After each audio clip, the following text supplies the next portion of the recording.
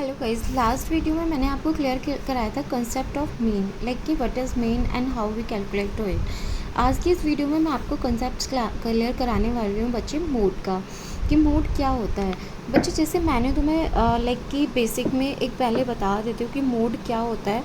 Mode हमारा related होता है बच्चे कि जिसकी फ्रीक्वेंसी सबसे ज़्यादा होती है वो हमारा मोड होता है। लाइक कि अगर सपोज़ करो फॉर एग्ज़ाम्पल मेरे पास बहुत सारी वेराइटीज़ हैं, लाइक कि मेरे पास जीन्स की वैरायटी है, मेरे पास स्कर्ट्स की वैरायटी है, मेरे पास कुर्तीज़ की वैरायटी है, ठीक है, मेरे पास सूट की वैरायटी है, मेरे पास टॉप की वैरायटी है। लाइक फॉर एग्ज़ाम्पल ये मेरे पास बहुत सारी वैराइटीज़ हैं, लेकिन मैं देख रही हूँ कि जो डिमांड है ना वो जीन्स की, लाइक जीन्स की 10% डिमांड है, स्कर्ट की 20% डिमांड है, कुर्ती की 5% डिमांड है, सूट की 15% डिमांड है और टॉप की बच्चे 40% डिमांड है।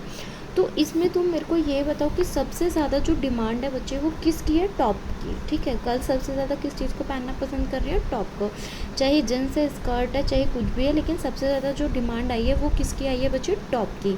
तो यहाँ पे मेरा सबसे ज़्यादा मतलब जो ट्रेंडिंग है वो क्या है? टॉप।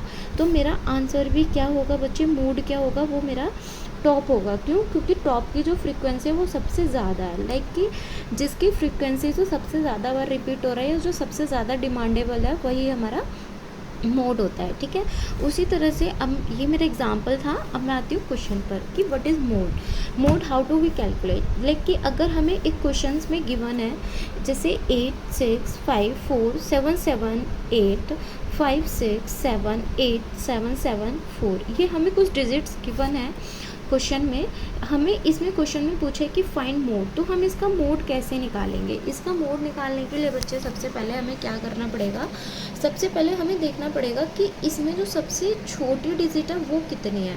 तो आई थिंक इसकी सबसे जो छोटी डिजिट है वो 4 है, ठीक है। और इसकी जो सबसे हाईएस्ट डिजिट है वो कितनी है बच्चे? 8।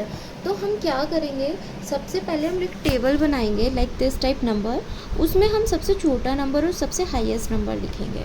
सबसे छोटा नंबर कौन सा है बच्चे? हमारा 4। और सबसे हाईएस्ट नंबर कौन सा है बच्चे? हमारा 8। तो उसके बीच में जो डिजिट रिपीट हुई है, 4 के बाद 5 रिपीट हुई है, 6 रिपीट हुई है, 7 रिपीट हुई है और 8 रिपीट हुई है।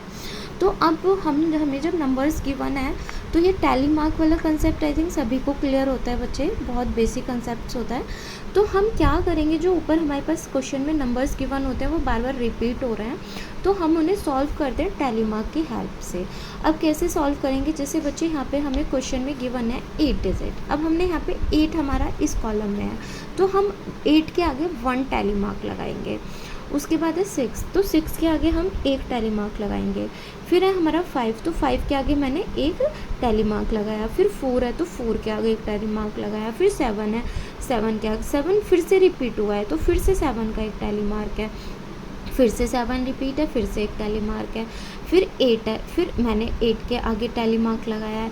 फिर मेरे पास 5 है, मैंने 5 के आगे टैली मार्क लगाया है। फिर मेरे पास 6 है तो मैंने 6 के आगे टैली मार्क लगाया। ऐसे करके मैंने ये टैली मार्क की फ्रीक्वेंसी बनाई है।